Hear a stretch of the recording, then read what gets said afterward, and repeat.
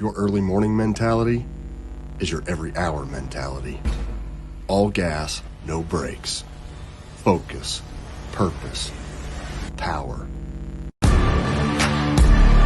Destined for the water, but confident everywhere else.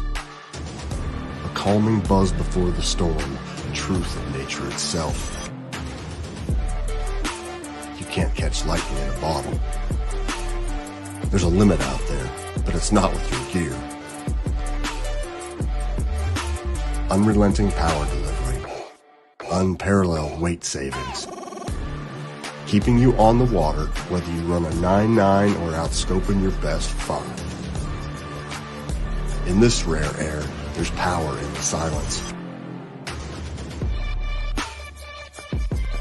It's a mindset, thinking only of the things that matter and freeing your mind from the things that you trust.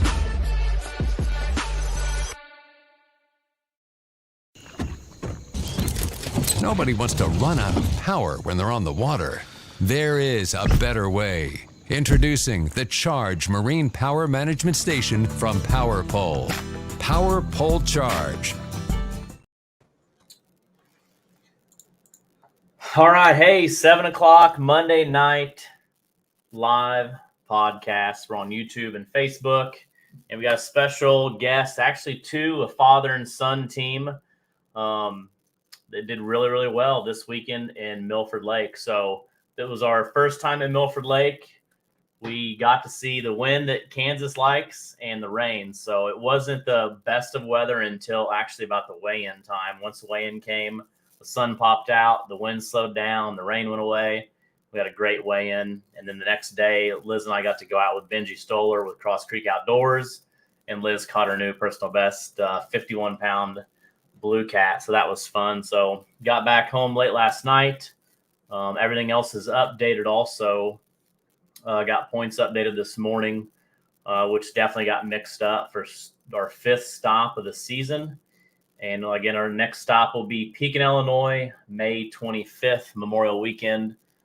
So you can get signed up for that. So again, if you have any questions about the last 5 events, what we have coming up, tonight's the night to ask. And without further ado, let's bring in our special guest. How we doing, guys? Good. How are you? Good. So you guys want to introduce yourselves, where you're from, a little background? Yeah. My name's Dustin Hunter. I'm from a little town in northeast Nebraska. What else you want to know about me, I guess? I've been into the tournament fishing for catfish for about 10 years, as far as that goes, but that's about it. I'll look to you. So what about Hunter? How long has he been kind of in the, I know that, I mean, go ahead and tell us a little bit. You caught your personal best during the tournament. Like, that doesn't happen very often. Twice in 20 minutes. He let me know about it too. How many tournaments have you fished, Hunter? Maybe 5. Between 5 and 8, I suppose. He's bragging he's got big fish twice in a couple tournaments, so he's Nice. letting me know that we got the same amount of big fish in tournaments. So he's already better than me, so that's a good thing. Hey, you got to start him young. So, and it's so cool, being a tournament director for 10 years is, you get to see a lot of different things, husband, wife, father, son stuff. So being able to fish a tournament with your kid is, I've only really fished 1 or 2 with Rhett. Like I said, he just turned 10. They were some pretty small stuff, but it's something different when you have your kid with you, and I really look forward to the future fishing some stuff with Rhett. So that's got to be really exciting, that taking your son with you. Yeah, absolutely. I mean, my partners have almost 90% of the time been family. It's me, my brother, my dad, and then my nephew and my son. So they were busy this weekend. It was just us two. And then I asked Nick Foster to come fish with us down there in Kansas. He's a big blue cat fisherman and a big cat fisherman in general. So he was excited to jump on board and take a trip down. It's actually the first tournament we've fished on the same team. And shoot, we've been fishing together for 25 years. Nice. So how many times have you fished Milford? Give me a little bit of history on Milford. My history with Milford is probably 1 to 2 times a year. We try to make it down there, even if it's not a tournament, just to go down there and fish. It's a 5-hour trip from home. So just take an extended weekend and go down. We've been doing that for probably about 8 years. Typically it's always in the springtime is when we're down there, somewhere between that March to May time frame. So you have a little bit of experience on Milford. You kind of knew, with this weather pattern, the water, maybe what to do then. I don't know. I swear they've never done the same thing once for me. It's always, typically it's a causeway bite, and you're always going to have your bite in other places. But to me, up by the causeway, it was slower than normal. Even 5 weeks ago, it was. So we were down there 5 weeks ago in a tournament, and we couldn't catch an over. Caught lots and lots of fish, but they were small slots and unders. Yeah. So for those that are watching, we'll go a little bit about Milford. It's a 25 to 40 inch slot. So each team can have 2 over 40 and 3 under 25. Blue cats and then flatheads and channel cats don't matter what slot they're in. You can have, in the slot, out of the slot, whatever.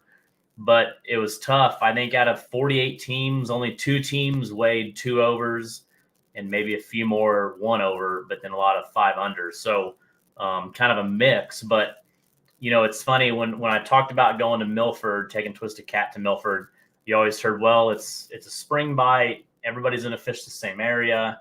I think that May is a little different. We might have not have hit it perfect. I think if we'd have hit it maybe Wednesday, Thursday, or Friday, it might have been better. But obviously, you guys figured it out. So I guess what day did you show up, and kind of give me a little bit of your planning and all your strategic, what you did to kind of end up at that bite, end up at those big plaques?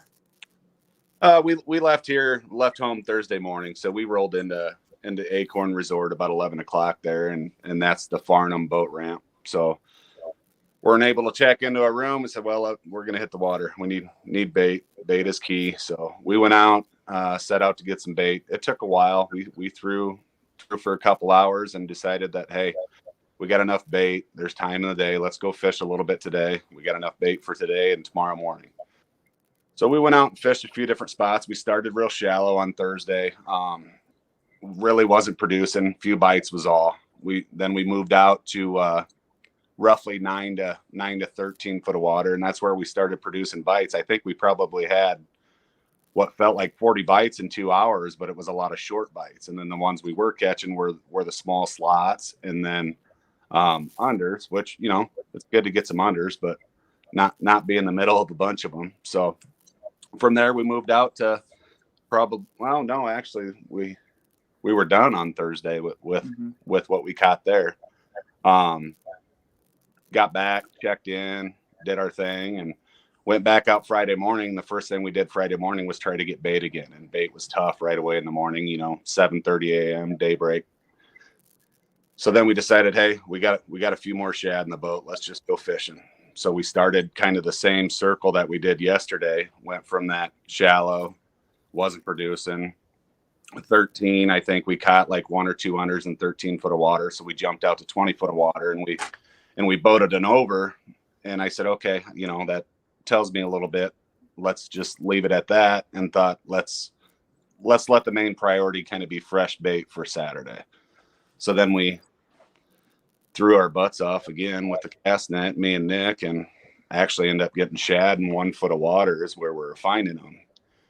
And by the time we got done getting bait, it was just, we're tired. Let's go in, clean up, eat supper. Was going to try to make it to the meeting, and we ran out of time. We couldn't even get to the meeting. So that kind of left us Friday night sitting around, hanging around, typical camaraderie of a fishing tournament. And knowing that weather was coming in Friday night into Saturday, I thought, okay, the wind's going to go from south to north, going to be about 15 degrees colder, which it was actually a lot colder considering Friday was pushing 80, and I don't know what it was at takeoff, 45 degrees, 46 degrees. Cold. Yeah, it's cold. With rain and wind out of the north. So we really didn't have a game plan going into Saturday.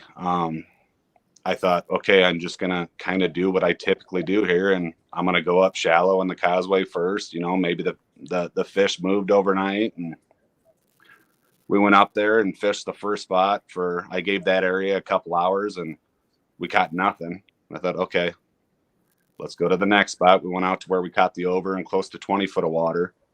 And I think we got our two unders out there, but that took a couple hours to get them 2 unders. And before you know it, it was 12:30. So I made a move and just kind of went down the lake south. And I said, I'm going to keep going deeper. I don't know what else to do. I fished shallow, middle, 20. I wasn't finding fish. I fished ledges. I fished flats.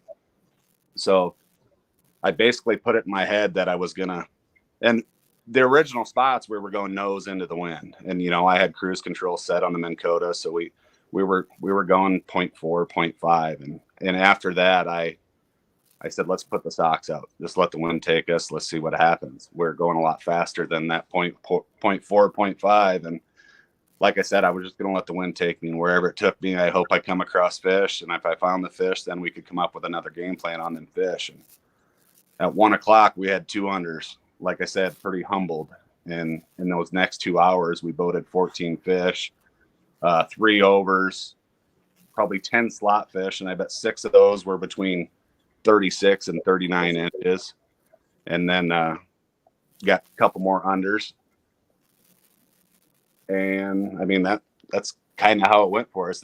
That 2 hours was busy. I mean, there was no sitting down. At one point in time, we only had 1 rod in the water because there was fish flopping all over in the boat. So were you scanning when you went to that deeper stuff? I had it on side scan. I wasn't running down on it. I just side scan. It was all I was doing, and a map on the other sonar, just trying to find a spot. And basically, it was just a big flat that we hit, a deeper flat. And the funny thing was at 2:58, we started reeling up rods. I had one rod left to grab. I was getting ready to hand Hunter the rod in my left hand, and that last rod bent to about the reel and started screaming drag. I got it pulled out of the rod holder, and it was taking me for the middle of the lake, just ripping, dragging, screaming, and then the hook popped out. I knew we were sitting good with our 2 overs and our 3 unders, but it was just, I knew that was a huge fish. So I had it sitting in my head. Was that fish that I just lost gonna, seal the fate for us, or what's gonna happen? But I was worried. He wasn't. He had, like I said, then 2 PBs in 15 minutes. He went from a prior PB of 40 to a 43, and then a 48, and a bunch of slots, and he was happy. Mm-hmm. But especially in a tournament, I mean, you just can't. I mean, it's one thing to do it, when you're just out fun fishing, but in a tournament, I mean, that is awesome. Awesome. I don't think so. What about? Go ahead.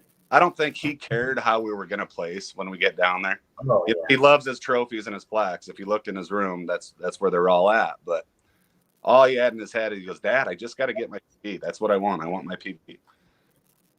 And if you go and watch his YouTube video, which he's got up now, you'll hear him in there quite a few times, like, Dad, look at this fish.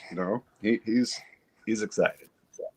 Yeah, no, I watched it. You sent that to me this morning, and I watched it. And for those of you watching, we'll share it. It's a good video to watch, and kind of shows, the heat of the moment when things get hectic and you're catching fish. There's fish laying on the deck, and it's pretty cool. It's pretty cool.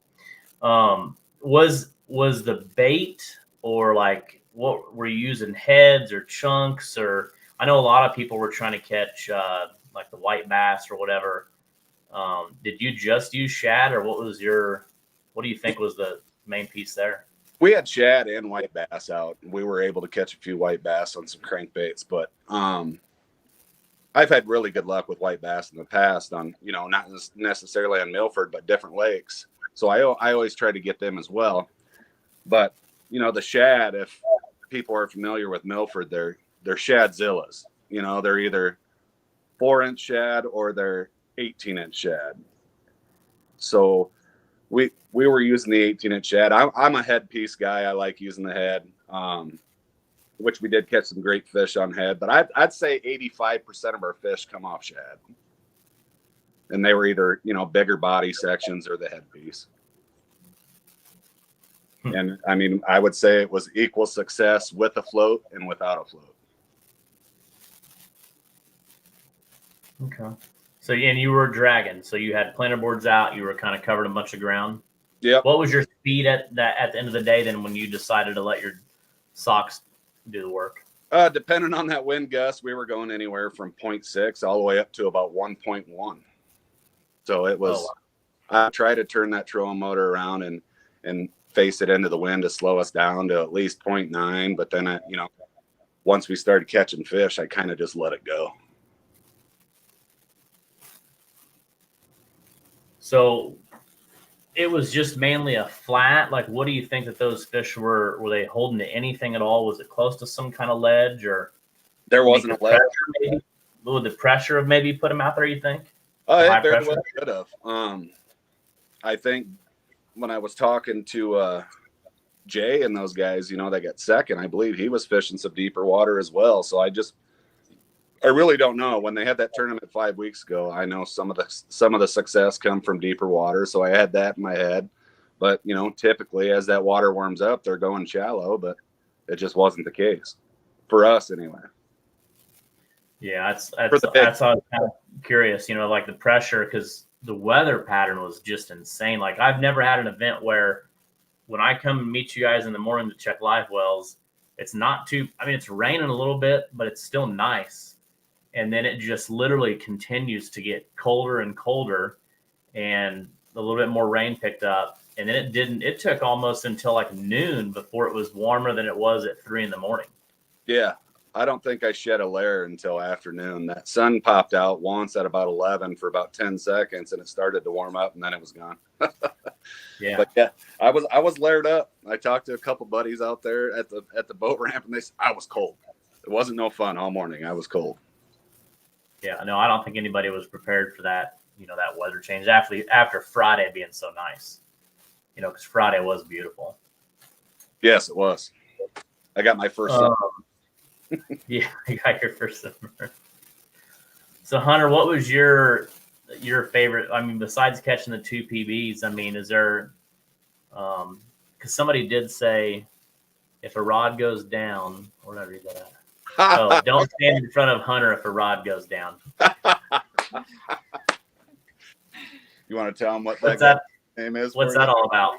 Okay, so we're at Homer boat ramp at the river that's right next to our house, and we're catching bait. No, that's how you got your nickname. His nickname's Frogger. Frogger, okay. But you can tell you got the nickname mainly from up at Lewis and Clark fishing with Lee. I would jump in front of everybody before they could even get close to the rod and catch the fish every time. That rod moves a half inch, his butt's coming off the seat. He's going for it. It didn't matter. So yeah, Lee. That's good. You don't let nobody fall asleep in the boat. He actually fell asleep on me in the boat for our first good bite we had in the tournament. I yelled his name about 3 times and he didn't move, and then all of a sudden he started moving and the rod tip come back up. I said, "What were you doing, sleeping?" "No, I was watching that right rod." I said, "Oh, the one that's 18 inches from that one, and you missed that takedown, huh?" So, but yeah, he got his nickname Frogger for being how fast he jumps out of that seat to grab that rod. And then a couple of these guys up here like using frogs for bait. So he was out trying to get some frogs for Lee that made that comment. And he had butterfingers apparently that day because all the frogs were just slipping right through his hand. So he's got that nickname for multiple reasons, I guess. Nice. So, Hunter, what is your favorite place to fish? Probably the river in Milford, to be honest with you. If you get on a good bite in Milford, it's pretty dang fun. Yeah, like I said, we had a lot of teams that have never been to Milford go this weekend. And even though they didn't do good during the tournament, they still caught a lot of fish. I mean, a lot of slot fish and stuff, but they still had a blast. You know what I mean? I think it's a beautiful place, and there's a lot of fish. I mean, me and Liz got to go out for just a couple hours, and we caught a 16-pounder, a small albino, and then that 51. And like I said, we were just out for a short period of time, and it was fun. So I would have loved to spend another day out there, but I'd like to go back. So like I said, it's Pretty cool place. And you guys got the Missouri River in your backyard. Yeah. So whereabouts? So like, what ramp would that be? The one in Missouri, on the Missouri. Yeah. I'm about 15 minutes from Sioux City, Iowa, South Sioux City, Nebraska. So there's 3-4 boat ramps on that stretch of river right there. But I'm 10 miles south of there from where I live, and we got a kind of a gravel boat ramp that's 5 miles east of town here. So, right. What's the water temp, would you say there right now? You know? I talked to someone, well, I guess I seen it on Facebook yesterday, of someone that made a comment that was out on the river, and they said it was 59 degrees. I'm shocked that it would be that warm, but it could be. You know, we had some really warm weather a month ago, and all the water temp around here was going crazy, and then the weather kind of cooled off and just flattened out. It honestly, I want to say it's almost 70 in Pool 19 on the Mississippi, which is, Fort Madison, Iowa. But yeah. But 59 degrees, it's go time out there apparently. So what degrees do you start bumping? I always had the degrees of 60 in my head, but I mean, it seems like everybody thinks that like 60 is that number. But I was talking to, I guess I don't have to say his name, but down in Milford, and he says as soon as it hits 50, he's out there. So, I'm ready. I'm ready to do some bumping. Yeah, I'm ready to do some bumping. That was one of his highlights of the trip. It's always seeing Kevin Parks. He always likes to talk to Kevin. So do I, shoot the crap. But he got to meet John Jameson, so he thought that was pretty cool once he actually figured out who John Jameson was. Yeah, no, John's an OG. There's, that tournament, Twisted Cats really became pretty tough anglers follow it. And like I said, to come and fish a tournament, I mean, you're fishing against that John Jameson, Kevin Parks. I mean, those guys have been doing it for a long time. Oh, yeah. A lot longer than you've been alive. They've been catching big fish. So that's pretty cool, especially get to meet him in person. And that's, great guys too. Yeah, they were staying in the room next to us. So we got to talk for quite a while. And, he was sharing some stories with Hunter, and he says, yeah. And he says, I've won 3 boats in my lifetime. And Hunter says, oh my gosh, who is this guy? He goes, I'm old. That's who I am. He says. Yeah. But yeah, those are, a couple of the guys that really got me into bumping was watching those old videos of like John Jameson and Steve Douglas. And that's kind of where the competitive part for us as far as fish and catfish tournaments started, locally on the Missouri River was bumping. And I mean, we were coming in with some very good weights. It seems like the last few years, like, I don't know. So I'm on the other side of your state. It seems like it's really that Missouri River up in your area is really starting to like get known for more bumping. It seems like it was a lot of, anchor fishing, night fishing, and now you have a lot more people. I fished Shane White's tournament last year, and I want to say it was about this time last year, and it was out of somewhere around Columbia, and we went and fished behind the dikes in the slow water and didn't get a bite until like 1 o'clock. We went out and we started bumping. Water temp had just hit 60, and it was a crazy weigh-in. There was like a 108-pounder that was caught bumping, Chris Brinegar. So it seems like when it starts, I mean, it turns on. So I know a lot of people are probably starting to do that right now in Missouri, but you're way up there, so it's a little cooler, but it's worth trying. So Hunter, what's your biggest fish bumping? Honestly, I'm gonna be honest. I haven't caught one bumping yet. I haven't caught one. So is this the year? What? Is this the year you're gonna catch one bumping? I hope so. I mean, I've had them on and they've got off, but I haven't landed one bumping yet. His noodle arms get tired after sitting there going back and forth forever, and then he just kind of he's got to give it a little bit of a break. Maybe some frustration sets in. I'll tell you, bumping is tough, and I've got to bump with a lot of people over the years, and there's definitely some art behind that. You know what I mean? Feeling the bite and and stuff like that, but you'll get it. You'll get there. He's had the bites. I've heard him yell "whoa" quite a few times and watched the rod rip out of his hands, but there wasn't nothing on the end of it. So he'll get it. It's definitely, I love walking bait because it's so much more action. Like, obviously, anchoring is fun and drifting and dragging, but like when you have it's all in your hand. Like, if you make a mistake, it's your fault. You know what I mean? Not your partner's. Like, you have to feel everything. You can't be, eating lunch or talking on your phone. You got to have it all together. You know what I mean? It's a lot of work, and it can be frustrating. But once you catch a good one bumping, it's hard to do anything else. I've gotten a lot of people addicted to it up here that never really did it. And, you got to take me. I took my pastor from church last year, and he caught 2 blues in about a half hour, like an 18-pounder and a 16-pounder. And he moved here from California, didn't know nothing about it, so he was stoked. I've taken my wife out. She's done good. I guess I'm not a good enough guide for him. But well, he's already got a heck of a start to the year. I know it. I had to pull him down from Cloud 9 just to get on this live with me. He was still up there.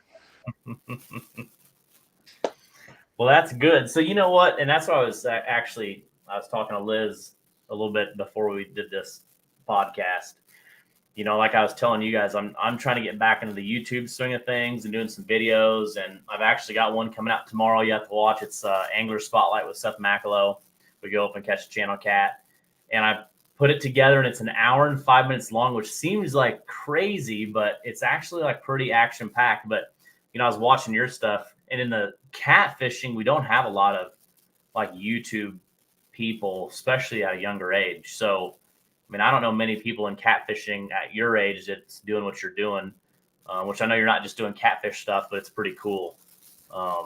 As watching more people get into YouTube and younger, even the last 2 years, I've seen so many more younger kids getting into catfishing than 3-4 years ago, 5 years ago. So that's pretty good. I'm excited to see that. Yeah, I got 4 little girls. They like to get in the boat as much as they can with dad, and if they hook into something, typically that rod's just got to sit in the multi-bar and let them reel it in because they're not going to be able to rod, But so, they love it. Do you guys pleasure boat too, like on the Missouri, or like what, or is it just fishing, or?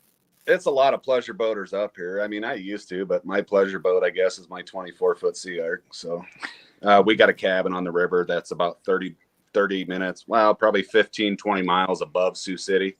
So, we're on the river about every weekend in the summer when we can. So what's the average depth of water up in that area? Just kind of curious.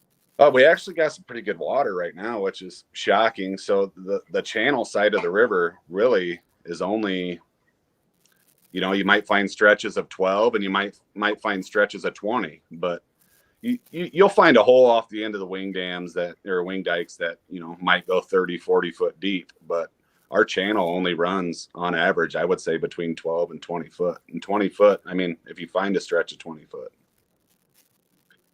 The further south we get, the deeper it'll get. But up above Sioux City here, if you go 30 miles, you're in the natural stretch of the Missouri River, to where if you don't know the river or know where that channel's at, you're not going to want to boat up there because it's sandbar everywhere.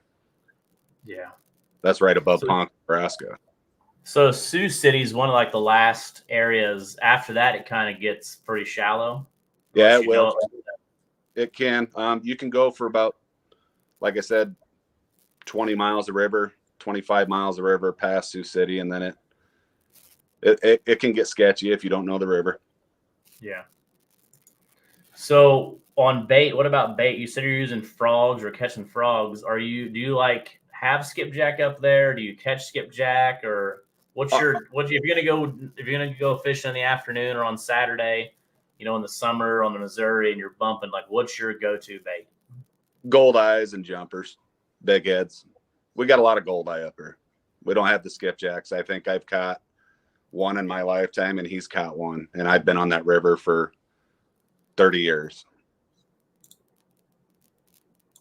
I know that there's a few guys up here that get into them a little bit more than that, but you're not filling them up in the boat like you would in other places. Yeah. main source is definitely that goldeye. How do you catch them? In a net or with crickets or No, just worm and jig. worm and jig? Yeah. That's fun to do too. They're aggressive, so I mean, you could throw little rapalas, whatever you wanted, like off the end of a wing dike and stuff. So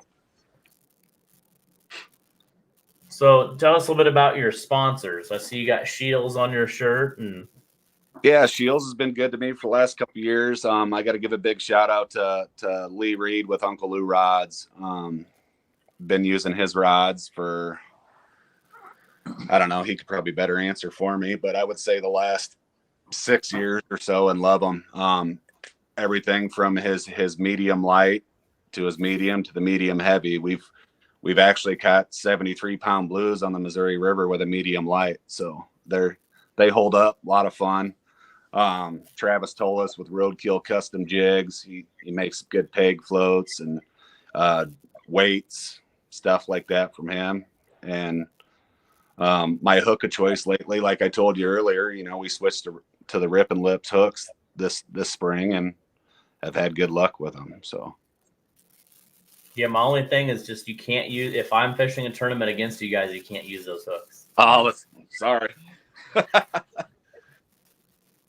So what other plans you got for the rest of the year? You got plans to fish any other tournaments or go to any other cool places to fish? Or yeah, we got some local tournaments up here.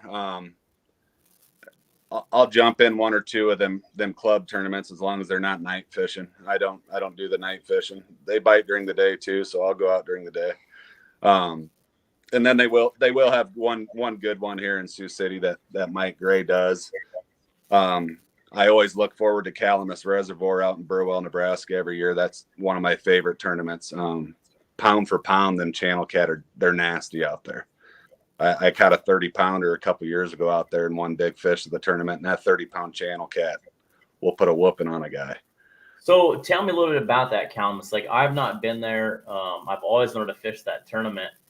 I mean, is it really just that good of a fishery that, I mean, you're catching a lot of channels and they're just old giants? Yes, it's very good. I can't remember what the slot is off the top of my head now because they have a slot as well, but there's days out there where you'll boat 40 fish and your average fish might be 17, 18 pounds.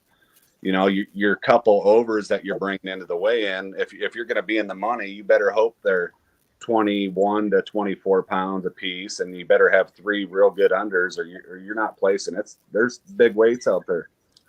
I mean, that's wild. So yeah, Richard's got one May 11th. He said, let's go in the Nebraska Wildcats. Richard, literally, I've talked to Liz about that tournament, but unfortunately she graduates college this weekend. I want to go there so bad. Like I said, just hearing you guys talk about it, and I've seen a lot of pictures. I know Phil Brown goes there a lot. He said 30-inch, 2 overs, 3 unders, 30-inch slot. Most of the time he beats me by about 0.0 is out there. He likes to give me crap about it every time. I'm sure he'll make a comment in there somewhere about it, but I mean, that is, so just to give you an example, like the video that I got coming out tomorrow, I went out with Seth in pool 19 and we're fishing like a foot of water and catching, I would say our average is 8.5 pounds and we're catching a lot of them.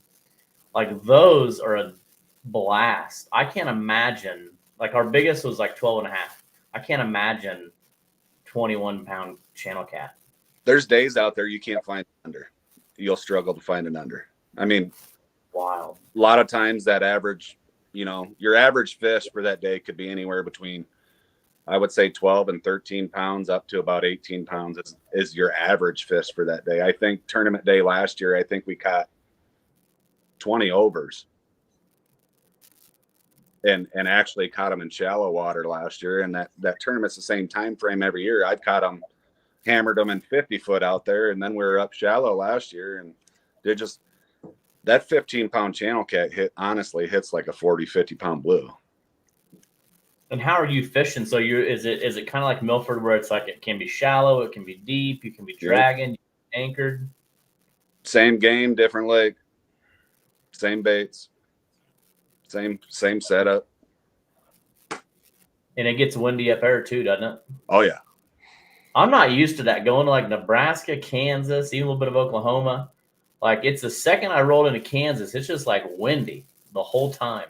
You're out in the sand hills out there, but it's like the lake's on top of that valley instead of down in a valley. So you catch wind from every direction out there. And that's, I mean, guys might try and say it's BS, but I'm pretty sure I've been out there in 4 or 5 foot rollers. It's not fun. It's time to get off. I about sunk my 20 footer out there a handful of years ago. So yeah, that'll make you sick. You know what I mean? Like there's a point where it's so like when you're just doing this all, you know what I mean? It just gets rough, but oh, that makes you want to go out there, catch some big channels. You won't be disappointed. I know they just had a tournament out there over the weekend. I think they had like 20 teams in it, 18 teams, but they had it set up where it was just a 3 fish limit. And it was a 2-dayer. I seen day one, there was 2 teams that had 49 pounds on 3 fish. And then I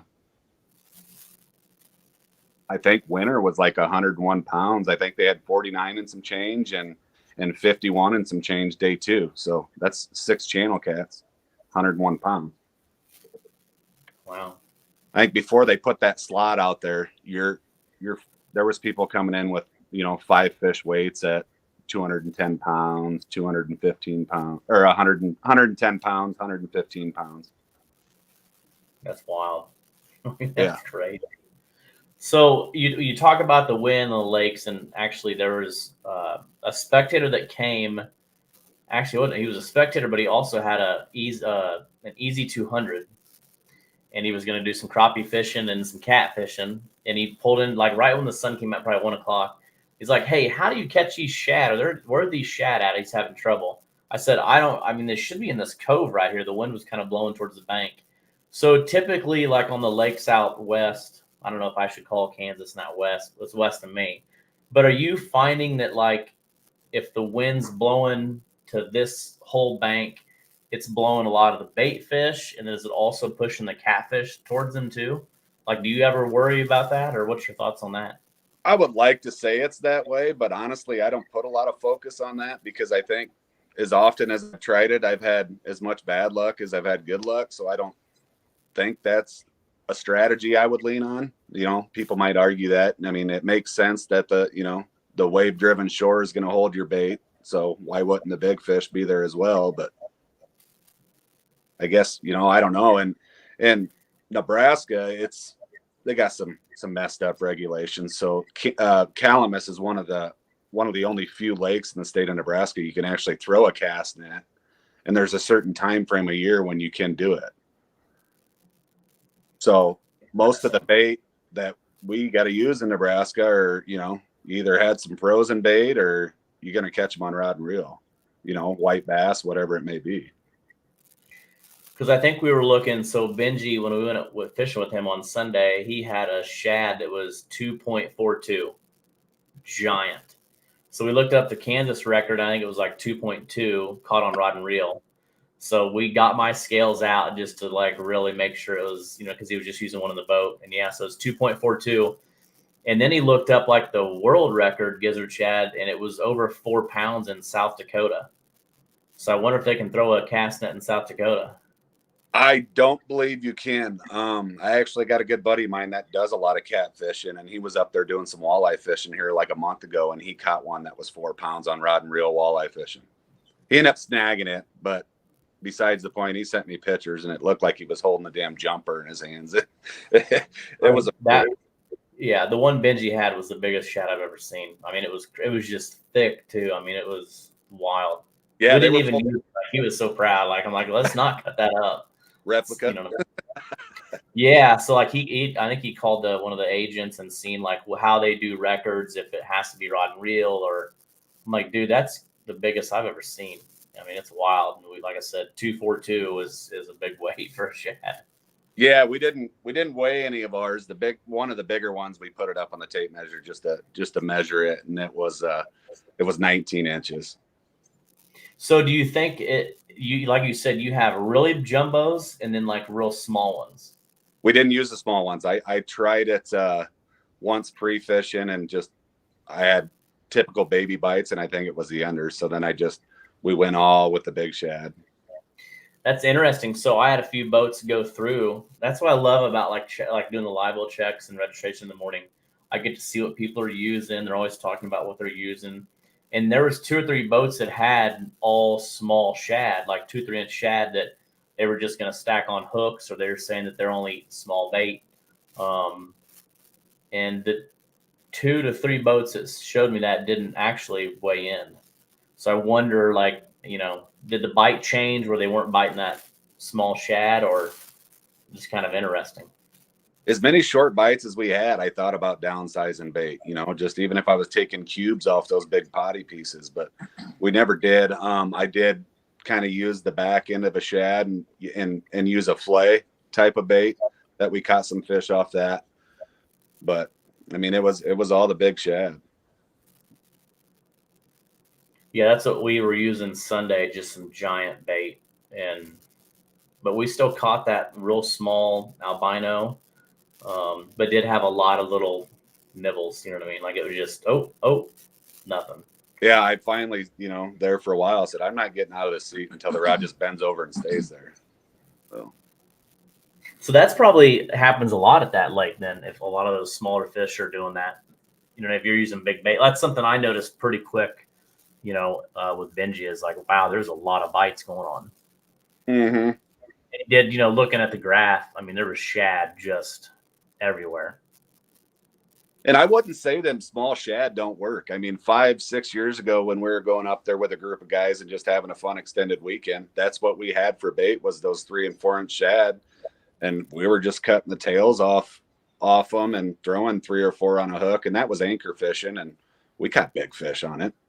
But, I don't know.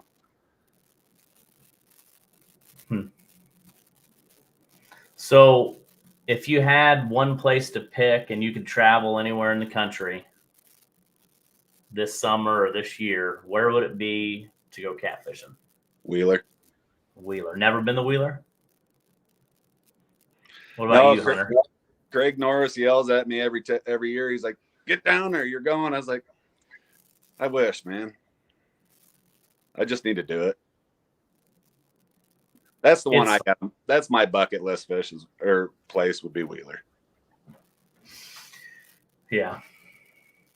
To start. It's a cool, I mean, I fished almost every Sea Arc tournament down there. And it's a neat place because, bait's easy. You can catch your own bait. And then you've got Wilson or Gunnersville or Pickwick that you can kind of travel to for a day or so while you're down there. And Wheeler's so big. And then you got the river section, and it's a fun. That's where I learned to drag and pull boards, and that's where I fell in love with it. That's where my personal best is 76, and that's where it came from, is Wheeler dragging boards. Actually, the 2 days before a tournament. My PB is 76. I caught it on the Missouri out here last year in a tournament. Bumping. But yeah, I mean, a lot of people will say it. A lot of the catfish guys up here, the Oars, Lee, Brian Cohen, Foster, there's a bunch of us. It feels like we really live in the fishing desert up here, outside of, a 3.5 hour trip to Calamus, which is only channels. The Missouri River's the closest thing we got, which is getting better every year. So I'm not necessarily complaining, but we don't have all them reservoirs like the Kansas boys got, and everyone once you go southeast. You guys get a lot more water to fish than we do. Kind of get jealous. You read that? Yep. Let's go. Oh, Craig. He's probably got third. Craig got third this weekend. Yeah, he did. Yeah. I caught what you said there. You said the Missouri River has been getting better. So like I said, I always talk up the Missouri River. I've had tournaments for 10 years. I mean, Lower Mississippi, all these great places. And I've weighed 3 fish over 100 pounds. 2 of them literally just this last September and just in March.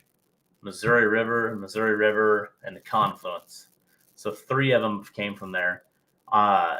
Chris Brinegar from the Central Missouri area has caught multiple, him and his partner.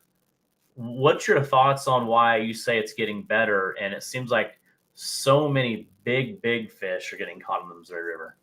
Up here where we're at, the blues are starting to move into the area more and more in the last handful of years. So, I mean, what felt like 10 years ago, you might catch a couple blues a year and that was it. You know, now I can go out and on a good day of bumping, I might catch 15 blues. It's really weird. Or, you know, the boat might, not necessarily me, but then blues have started to migrate up here. And like I said, our channel doesn't run all that deep. So I think once winter hits and we really get shallow and that channel seems to be 4, 5, 6, 7 foot deep at times, I think they're getting out of here again. So 10 years ago in the tournaments up here, the channel cat average bumping was 9 to 12 pounds. Now it seems like if you catch a channel cat that's 9, 10 pounds, it's not very often up here anymore. The channel cats have shrunk and we're getting more blue cats. And I talked to John Jameson about that. And he said he's noticed that on a lot of different fisheries. Once your blue cat population goes up, your channel cat population will diminish a little bit. And we got some great flatheads around here. And, you know, we got some huge blues around here now. Nick Foster that fished with us over the weekend.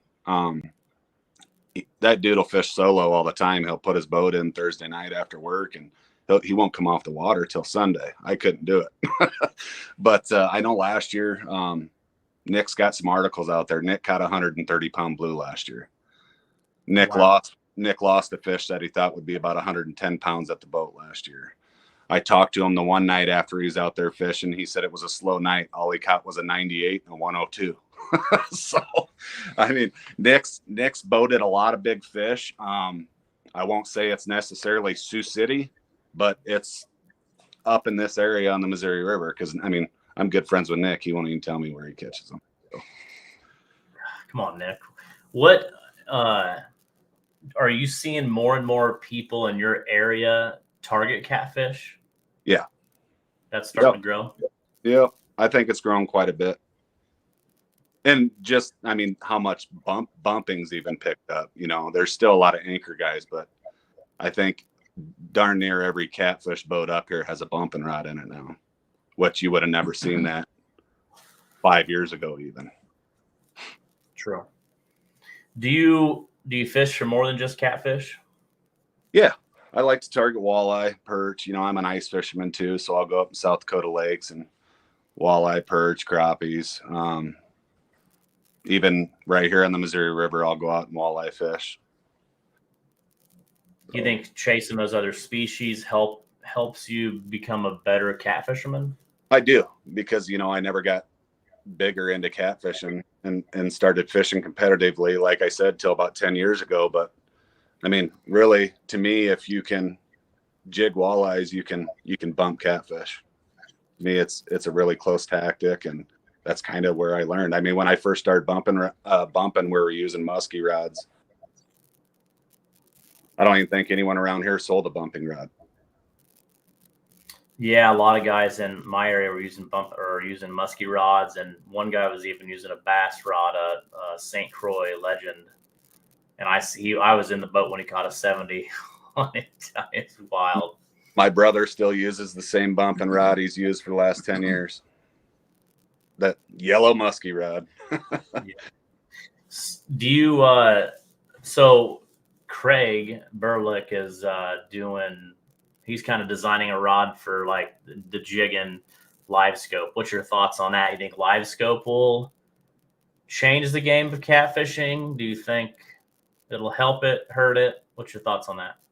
I don't think I'm really in an area where it advantaged me. You know, you hear all the rumors of how, they had a ban on this and that. Well, you still got live scope, but if you're not catching the fish, all it does is frustrate the heck out of you. So I think it'll make a guy more mad than anything. But, you know, I got live scope on the boat. I use it to find bait. I use it to, you know, do my other fishing up here. But other than that, I guess I don't see myself leaning on it for actually targeting a catfish.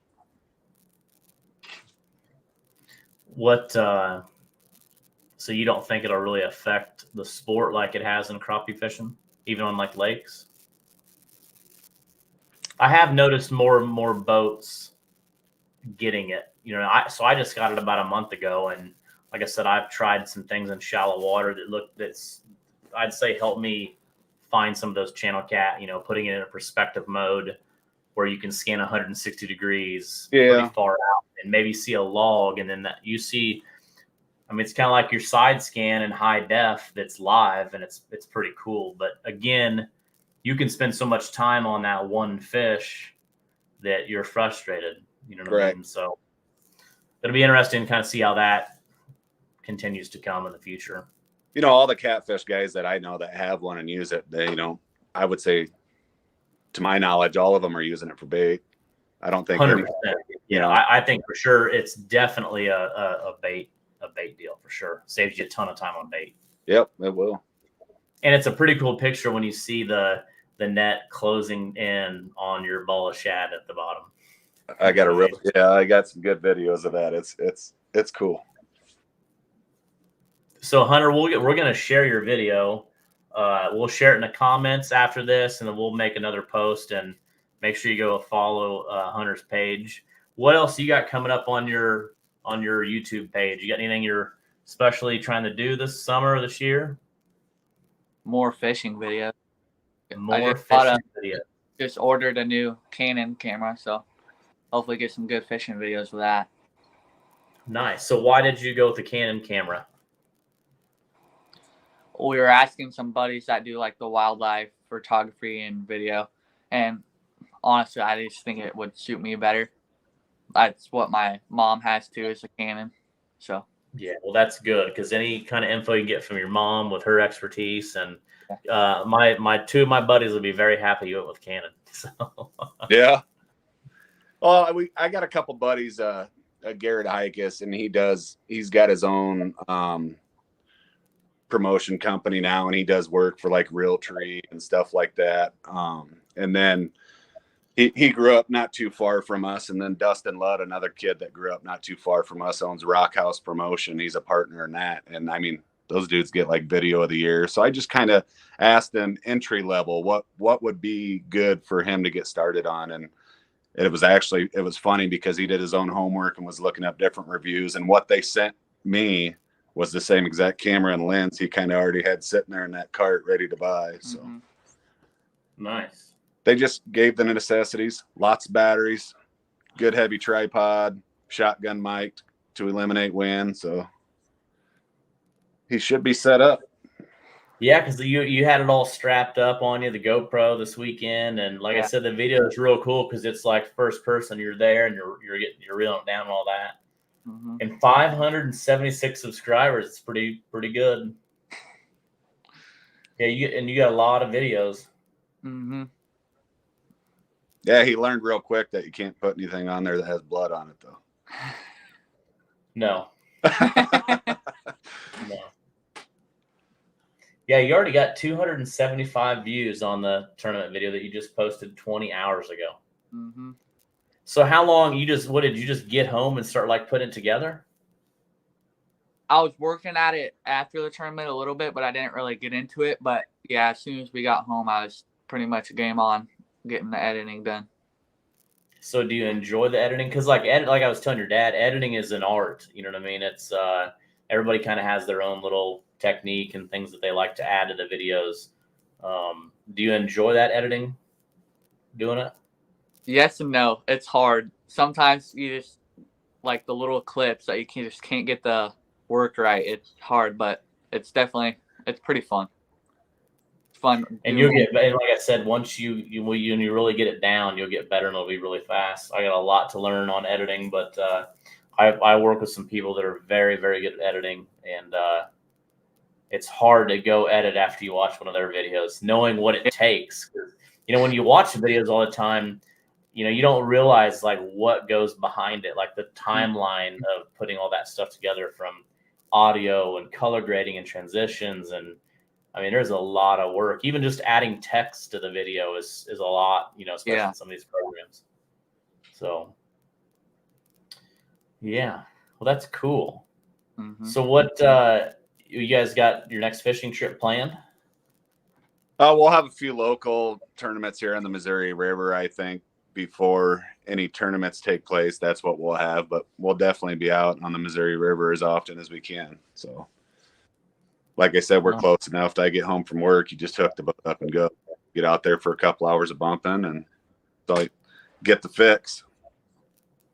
Well, I'm going to have to do a spotlight on you guys sometime. Come up there and spend the day on the boat with you and make another hour and 5-minute video like I did with Seth. And like I said, it's pretty cool. You know, like I've always wanted to do that. I did one a few years ago, but, you know, kind of like these podcasts is the goal is to get value to people that are watching that are starting to get into it. You know what I mean? Because all of us had that first time, like the first tournament, the first time going out, and man, I didn't know nothing. I didn't know anything I was doing. I mean, my first big fish I caught, I took my socks off and I had my sock in the hand, you know, to hold it. Just little things like that, but from rigging and all that. So when I went out with Seth last week to shoot this, he gave a lot of good information, you know, like why he's dragging or why he's fishing shallow water and the baits and how he's preserving the bait, just little things like that that really doesn't sound like a lot until you really see it for the first time. So, you know, that's why even watching your video from this weekend, I could kind of pick up on a few things that you guys did from your drift sock and how you're, you know, taking boards off and stuff like that. Like that's all that comes together. And when you're out there your first time, it's tough, you know, especially when you're running planer boards, you know what I mean? Against the wind, with the drift sock and all that stuff. So you guys definitely aren't newbies to that and had a nice flow in that video. So that was cool to see that. So I'm excited that you have 575 now and to see next time we have you on the podcast where you'll be. Yeah, it'll be pretty cool. Yeah. So I guess you caught your PB back to back. So what do you think your next one will be? Missouri River PB? Yeah, I'm hoping for one in the 50s at least. Set the goal for 50. Anybody, like, what about your sisters? They want to get into fishing at all, or they're just like, that's just what my brother does? They love to go. We got twins that are 7, a 4-year-old and a 2-year-old. And if they see me getting fishing rods out, they want to be in the boat. My wife, she enjoys bumping out there. So we'll take date nights and go out bumping. You know, she loves it. She's got a couple nice blues. But they're at that age where if you're not catching anything, they're going to lose some interest pretty quick. Oh yeah. That's why now that Rhett's 10, he's kind of at that age where, you know, I took him out a few weeks ago. We had some fun. We caught a bunch, but yeah, definitely you got to be careful because if you go out and have a bad day of fishing, that's going to be pretty boring. You know what I mean? Right. I mean, the twins, they've killed turkeys and everything, so they enjoy it. So 80-pounder this year bumping. Let's go. No. It's our buddy Nicky. He's a good cat. So he likes to fish too? Yeah, he don't catch anything though, but no, he's caught some. Oh, ouch. I think he's got an 80-pounder. 83. Oh, nice. On his YouTube, like at 80, 30 something. Yeah. Yeah, that's what was, you know, seeing like that fish that Liz caught. I don't know if sometimes I guess the weight, and I don't remember whose weight that I guessed. It was like 43.90 and I guess 43.50, but like the one that Liz caught, there's definitely a lot of bigger fish in that. Did you guys catch bigger fish pre-fishing at all?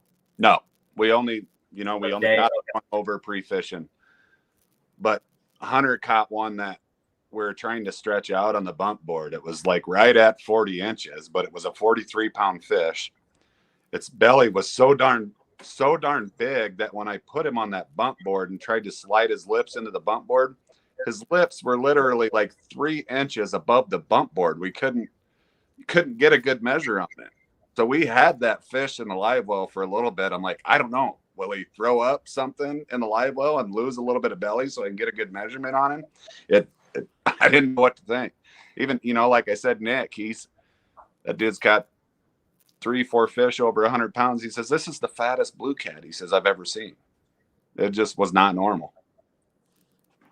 Yeah, and that's frustrating, you know, because especially if you can't weigh that fish. I mean, that slot can really be a game changer. Yeah. You know, you got to, just like we were talking with Benji yesterday, is if you only have one over by a certain time and you think that bite's tough, like what do? Do you still try to get that second over, or do you really go try to get, especially if you don't have the unders, like you got to figure out what's what, because after weighing the fish, it all came together. It was, you either had two overs or you had one over, and if you had one over, it came down to your unders. And I want to say there's probably, I don't know, 4 people with overs, 5, 6. There's a decent amount of, but one team that had an over only had 2 unders. Another team only had 3 unders. So that's the game you got to kind of play there, which is, it is what it is. You know, I mean, it's the law, the rule, but that's a big slot. That's the biggest slot that I've ever put on, 25 to 40. Yeah, it can be tough. And I didn't have to disqualify anybody. I think Mike Davis and Nolan had the closest under.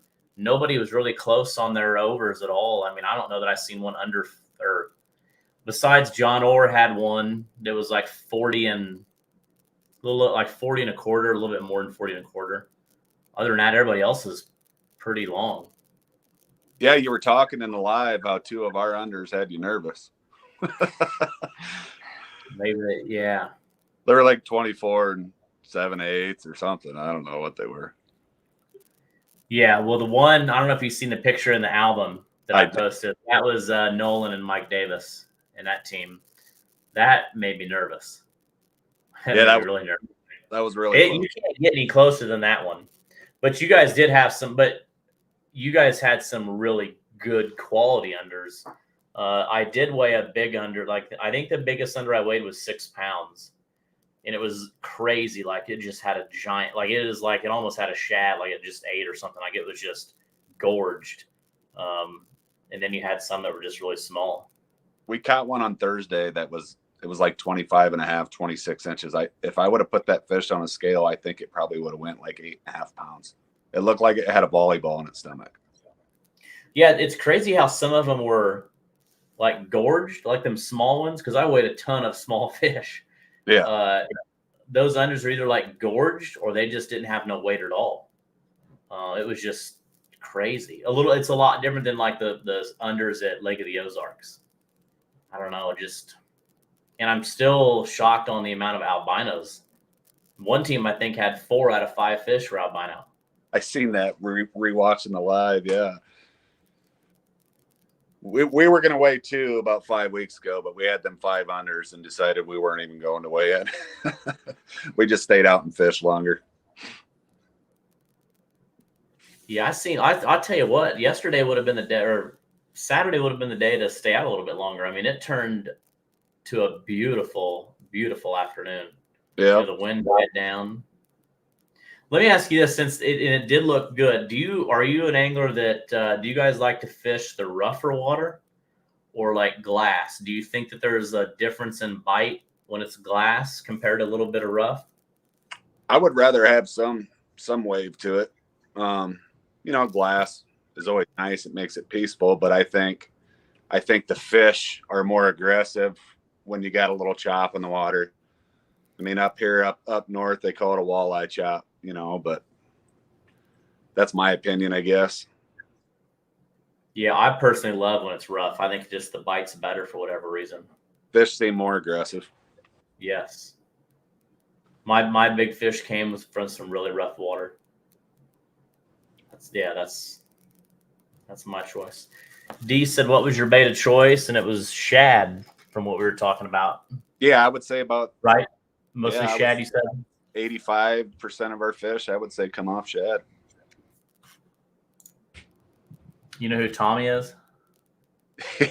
Yeah, I do.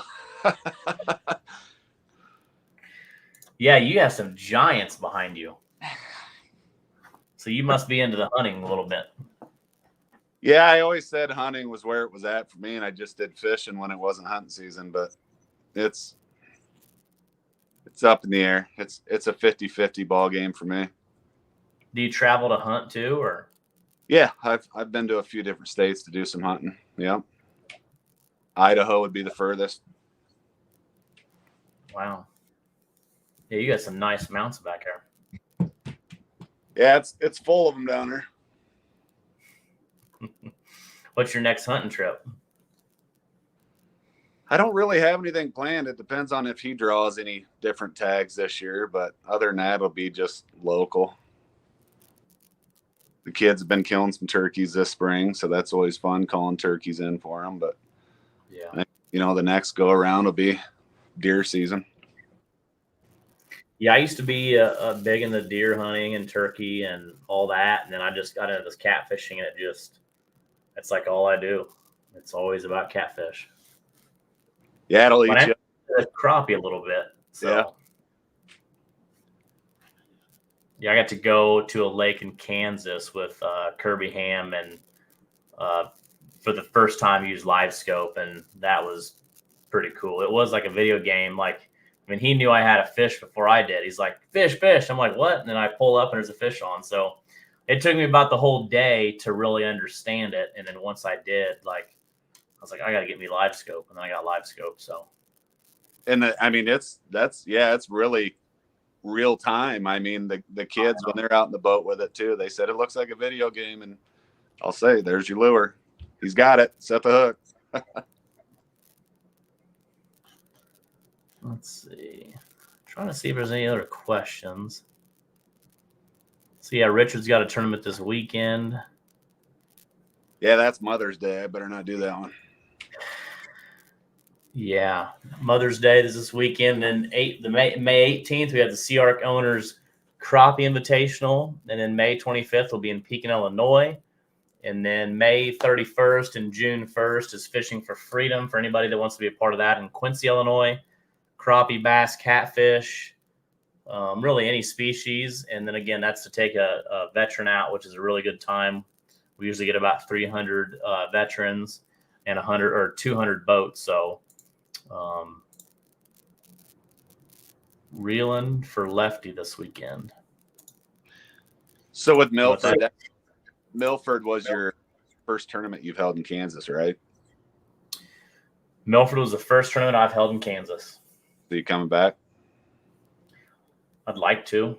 You know, I realize there's a lot of lakes out there, a lot of good destinations. And, you know, one thing on Milford so if you follow Twisted Cat a little bit, you're starting to see a pattern where we try to like move the weigh-ins somewhat where it involves more of the city spectators and try to like maybe a festival. So like at Fort Smith, Arkansas, our last event before Milford, you know, we moved it downtown Fort Smith, had fish haulers come in and really got the community involved. So instead of just all the anglers in a parking lot watching the weigh-in, which there was some others that were watching, it really kind of grows that event. So like Fort Smith, we did that. Alton, Illinois, we, you know, do it at the amphitheater.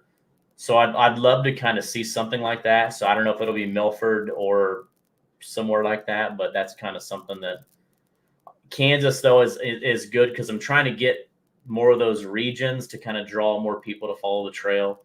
Right. You know, we've got 13 trail events now with a championship, and you only got to have 4 of your best events to get qualified.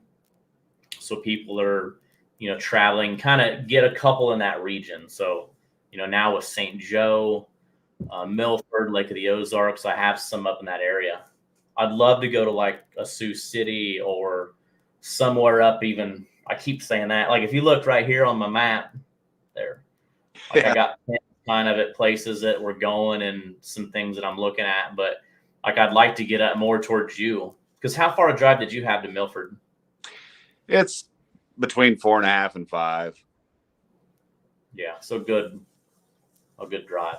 So you're pretty close to the John and James, or? Yeah, they're just, I mean, as a crow flies, John's only 35 miles. James is a little further up, another 30 miles, 20 miles. Yeah. It'd be cool. I'd like to, like I said, there's just on the Missouri River, there's not a lot of places. You know, you got St. Joe that I'm going to help with Craig and try to get that going. But a day tournament, I'm just not a night tournament person, especially as a director. Other than that, it's just, there's just not a lot of great places to, you know what I mean, look at stuff. Sioux City looked like a cool place. I'd like to go. When is that event that he has in Sioux City? I don't know if he's watching or not. I forgot what date he had picked out for that. I want to say I want to say it was in July, but How many events do you have up there local? I mean, like you got Kyle Kaler that's south of you, I assume. yeah, he's a few hours south is the closest he gets. And Kyle, I know he likes his night tournaments too.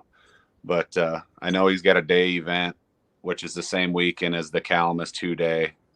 Down, I think his is in Nebraska City. But we have a couple. Yeah. We have a couple. He said June 29th. Oh, okay. Well, that's even better then. July is usually a little warmer. Mike has a club as well. That tournament that he has there, but then he does a club tournaments as well. So they have a couple more that you can fish the river, and they run night tournaments and stuff like that up here. But as far as the bigger tournament, it would be Mike Gray's. I think it's called the Big Muddy. The Big Muddy, yeah.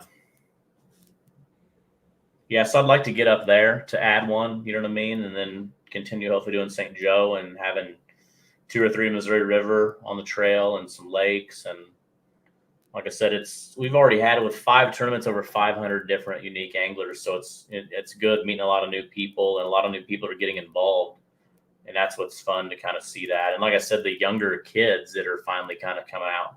I was worried for a while. I was like, there's a lot of older guys fishing tournaments. Like, we don't have a younger generation at all. I mean, I'm 38 and I'm pretty young for the sport, even at 38. So we need to try to kind of get the younger generation kind of involved. I'll be young at 39 then. Okay. Yeah. Well, that's cool. Like I said, hopefully we'll have to try to figure something out this summer. Maybe I come up and spend the day with you guys and go bumping, and maybe I can get him live on video catching his PB bumping for Blue Cat. Right, that'd be cool. How cool would that be? I mean, you already caught 2 back to back during a tournament. There's only one way to go. Only one way to go. I like it. So anything else you guys got to add? Anybody you want to thank or? No, I think I gave my shout outs. I guess I can thank my wife for putting up with my fishing habit. Gotta do that. Taking care of all the kiddos while I'm gone. Then I only have part of the problem with me and not all of them. Yeah. Well, like I said, seeing his excitement showed me right there. You know what I mean? Like, he is pumped to be out there. So like, that was awesome. Yeah, it's all about he's on the video. That was cool. Yeah, it's all about fishing and hunting for him. Yeah. So Hunter, we're going to share that in the comments after I get this closed off, and then make sure, actually, I'm going to go ahead and just share it. Hunt Fish NE, just so people can know. And yeah, I would like to thank you and Liz for putting on a good tournament down there with Twisted Cat. Yeah, thanks. Yeah, we enjoy it. Like I said, it's growing, and this is the 10th year we've been doing this, which is crazy to think. It feels like I just started doing tournaments yesterday, and now it's 10 years. So, actually, yeah, right about when Rhett was born. So, and he's 10 years old. So, hopefully, he starts to do a little mic talking with me, and getting more and more into it and stuff like that. So, but yeah, here's another one for you. I'm sure you know Ben. I do. Well, that's cool. You got some people watching. Yeah. So yeah, so I shared your YouTube channel. Make sure you jump on and subscribe to Hunt Fish NE, Hunter's YouTube channel. It's good stuff. And like I said, it's the video is cool. Being able to see that. I got to get the GoPro on the chest, because that's a cool view. Like when you get to see the rod bent like right there in front of you. So, somebody said, "Do you guys ever fish Big Mac?" I haven't. If I go to Big Mac, I'd like to go out there and catch walleyes. If you're a walleye fisherman, that's kind of Nebraska's #1 lake to go to there. Yeah, I mean, like, I'm in Illinois. Well, I mean, like, right on the river in Illinois, but, like, we just don't have nothing, like, lake-wise. I mean, Kansas, Nebraska, you guys got lakes everywhere you turn. That Big Mac's in the southwest side of the state, so it's like a couple hours from Denver, basically. There's Merritt Reservoir is one in Nebraska that I haven't fished yet. That supposedly just has some tank channel cats in it. Lewis and Clark Lake is on the Missouri River. It's the first dam above us, and it's becoming a good channel cat fishery. Them fish have gotten bigger over the years. We've done well in some tournaments up there. He's got a PB channel. Or your PB channel, is that from there or Calamus? It's from Calamus. He won big fish up there in a tournament with Lee Reed. We did really well. It's if you come in with 5 12-pounders, kind of like you were saying you were doing on the pool 19, whatever. If you come in with your 5 12 13-pounders, you're doing well up there. But it's slowly getting better. Seems like there's a lot of things slowly getting better in your area. I mean, like the blues. I mean, that's kind of exciting. Yeah, it is. God. What's this? Like, people keep throwing these lakes out there. I don't know what they are. That's Lake Big Mac, but I guess I don't even know. I don't know what it's got in there for catfish, to be honest with you. Old Sonny's in the house. Yeah. Well, cool. Well, I appreciate you guys being on. Hopefully you enjoyed it. This episode will be on the YouTube channel also. And then I shared you guys' YouTube channel. So make sure you follow it. And seriously, Marty said he'll be watching you, Hunter. Hope you get 1 million followers. So let's try to plan something this summer. I'll come up there and do a spotlight on you guys and have some fun and catch some fish. So let's do it. Well, thank you both for being on. Have a good rest of your week, and a big congratulations on your first place and big fish and PB back to back at Milford Lakes. That's awesome. Yeah, thanks, and thanks for having us. Like I said, he was looking forward to this, but I didn't know if he was going to say anything. Oh, he did great. Yeah, he's doing good. I'm excited to kind of watch him, just like Marty said. Over the years, kids are what we need to help grow it. So, yeah. Yeah. All right. Well, thank you guys for being on. Have a good night. Everybody else watching, we'll see you next Monday night. We'll have another live podcast. And again, May 25th, we'll be in Pekin, Illinois for Stop 6 of the Twisted Cat Outdoors Tournament Trail. All right. We're out. All right. Thanks, Alex. Thanks.